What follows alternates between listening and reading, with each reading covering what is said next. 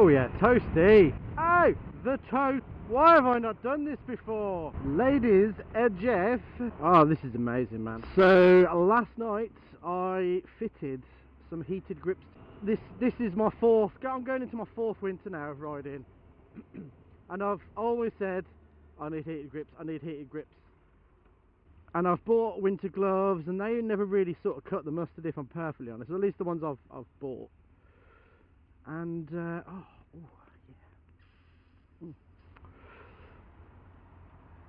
So then I took to wearing like thermal gloves inside my normal gloves. Like the winter gloves I had were too thick, so I couldn't really sort of get used to the different controls, or I was knocking like the horn or lights. I'm just special, obviously. So yeah, last week I think there's a bit of a cold snap setting, so I've decided, right, screw it, I'm getting some heated grips, that's the end of it. And then I saw how much they were, and money's a bit tight at the moment, so I couldn't really, as much as I wanted them, and I guess really needed them. I'd gone 3 years already without them. I sort of really needed them. I forked out for some eBay specials from a UK supplier. Now I could have got them like loads cheaper from China, but it would have taken like till January to get here. So it made more sense to buy the expensive ones that were shipped in the UK to get me here. And they came within, like, I ordered them Friday afternoon, Saturday morning they were there. I was well annoyed, man. I was in London.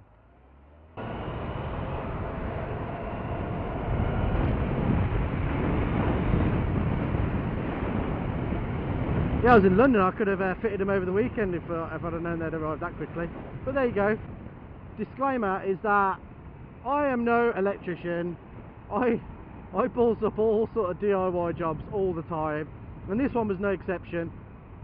So the ones I bought were about £15, £20 all in, including postage and packaging. They got two settings, 50 degrees and 70 degrees.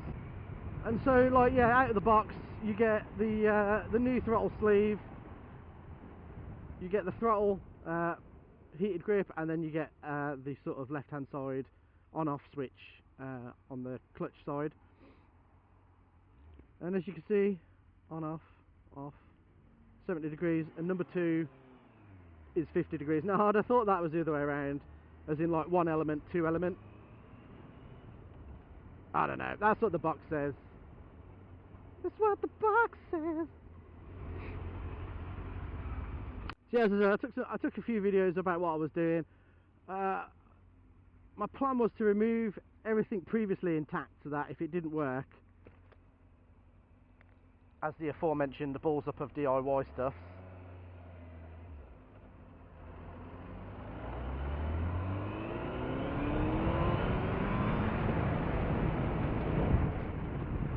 I could put it all back and just wait till the weekend or something like that, you know. I actually ended up ripping off all the rubber, so I was sort of left with just getting on with it and making sure it worked for today.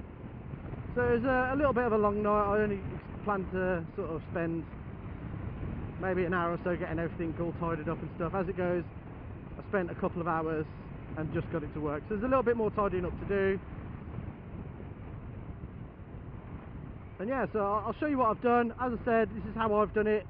I'm expecting I'm going to blow up the internet with my wiring prowess. This is part of the video where I'm actually fitting the heated grips to the bike. Full disclaimer, I'm not any kind of electrician. The way I've wired it up is probably going to make you cringe to hell, but this is what I had to do to get it to work, because I'd run out of time essentially. So first things first, make sure you set aside enough time. It is quite a quick job, but if you're not experienced to it like me, you know, these are the things that can go wrong. So as you can see, I'm removing the bar ends to get access to the rubber grips. You'll see here in this part of the video, actually I'm having to sort of cut them off, and my intention was to sort of take them off intact, so that if anything went wrong I could put them back on and start again when I had a bit more time.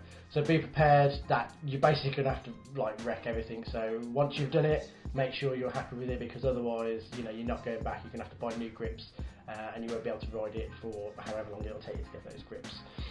So make sure you take those off. So what I'm doing is I fitted the pre-sleeve, I guess. So this bit sort of has a tongue and groove sort of section that fits into the actual throttle sleeve, and I've had to unbolt the cable for the throttle, and what I've had to do is replace the wires as and when I'm going through them. That's just to make sure that I don't sort of get it the wrong way around. You know, I'm pretty sure if you do get it the wrong way around, you're going to know about it, and it's just, you know, it just saves a bit of time if you're doing it. I've replaced it as and when I've done it. So as you can see here, I've got it the wrong way around, it does it brilliant. So that works. So in the next part of the video, what I actually did was put that sort of tongue and groove sleeve inside the throttle cable housing, and actually when everything was tightened up and everything was put on, it didn't move at all. That was a mistake on my part. There were no instructions with this particular set, so I'm just making sure that everyone's aware with this particular set that that's what happens. So once I've corrected it, you can see that it does freely move, and this is the wiring setup that I've got in a minute. So you can see it's turning on and off, the red light's on, 50 degrees is number 1, number 2 is 70 degrees. That's not what the box says, but I've discovered that's the case, trust me. Yes, the wiring itself didn't go very far at all. I did have to do a bit of bodging, and I had some sort of spare battery connectors lying about, which I've sort of jerry-rigged together, and had to get some other wiring just to fill in the gaps in between that. But other than that, it works fine. I've used it, you know, for a couple of months now. What I will say is that if 50 is too cold and you put 70 on, 70 gets too hot pretty quick. So what I've said before about, you know, why are, you know, certain products giving you 30, 40, 50, 60%, that's kind of why. This is a budget item, so I don't expect there to be much functionality with it, but certainly for like the 20 quid it cost me all in, I've got some use out of it. It's kept my hands warm when it needed to. Again, what I would also say is that you would need sort of thicker gloves. So the gloves I've got are just summer gloves. I've tried winter gloves before, and I lose dexterity in them. So this is what I'm doing to sort of, you know, keep my hands warm. So there you have it. It's not the neatest of jobs I've done, but you know, if you're on a budget and you know you want some heated grips, these will work, and I feel they will work for, you know, a little bit of time.